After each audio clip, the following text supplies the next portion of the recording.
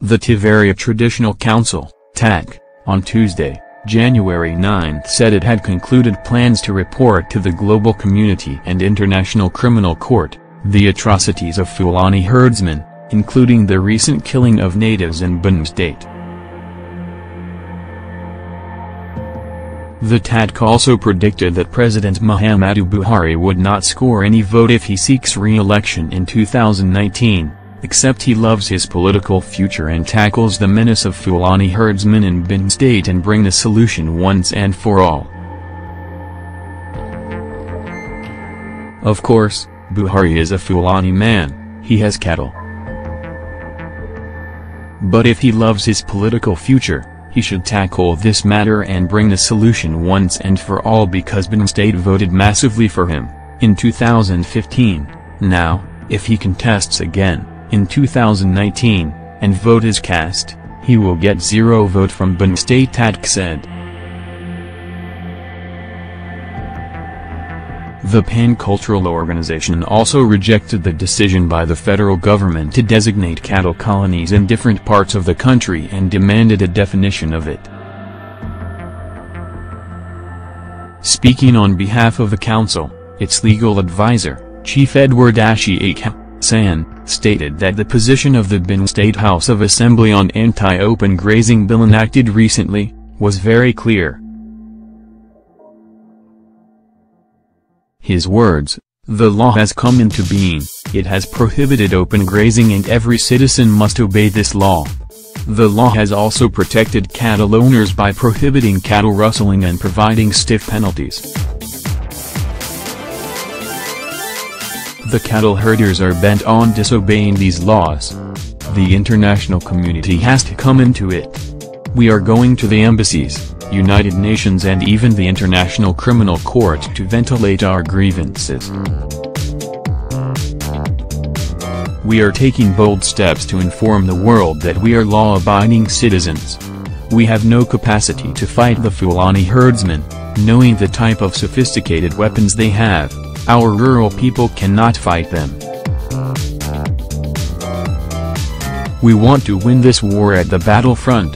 We don't have the capacity to do that. We will win it at the international level and at the federal level." Ashiaka challenged the federal government to explain what it meant by cattle colonies, when, for instance, the Benue state government has enacted laws prohibiting open grazing, which was resisted by the Mediala Cattle Breeders Association with serious threats.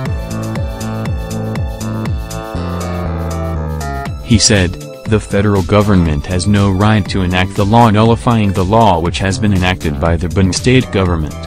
Under the Constitution, they don't have the right." As of now, the Benue state government has enacted laws prohibiting open grazing. If you bring the aspect of cattle colony and it fits into our definition of ranching, we will accept it. But as of now there is no definition of cattle colony. Mediala has come out severally to say they will disobey the law, they don't recognize the law is against their interest, so they will not obey it. Have you ever heard of such a thing in this country? The issue is whether or not the Benue State House of Assembly as a legislature has a right to enact the law that it did. The TATC also expressed displeasure over the position of the Inspector General of Police, that the recent killing in Benue State was caused by a communal clash. Ashiaka said, "Does he know what communal is? The man is highly educated, otherwise he wouldn't have risen to the position of IGP.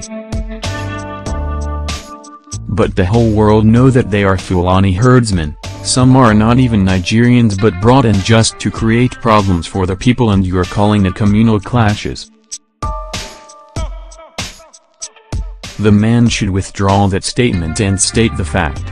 As I am still talking to you, there are still clashes ongoing between the herdsmen and the local people who are helpless, they are not armed." You will recall that at the inception of the Samuel Ortom's administration in Benue State, he pleaded with the hoodlums to surrender their weapons under an amnesty program. It is even painful to say that President Muhammadu Buhari is involved in it. Meanwhile, President Buhari and the governor of Benue State, Samuel Ortom, met at the presidential villa, Abuja on Tuesday, January 9, over the herdsmen killings. At the meeting, the president assured Governor Ortom of his government's commitment to the security of lives and property in Benue State and elsewhere. "We have deployed additional security resources to fish out the attackers, bring them to justice, and prevent further attacks," the president said.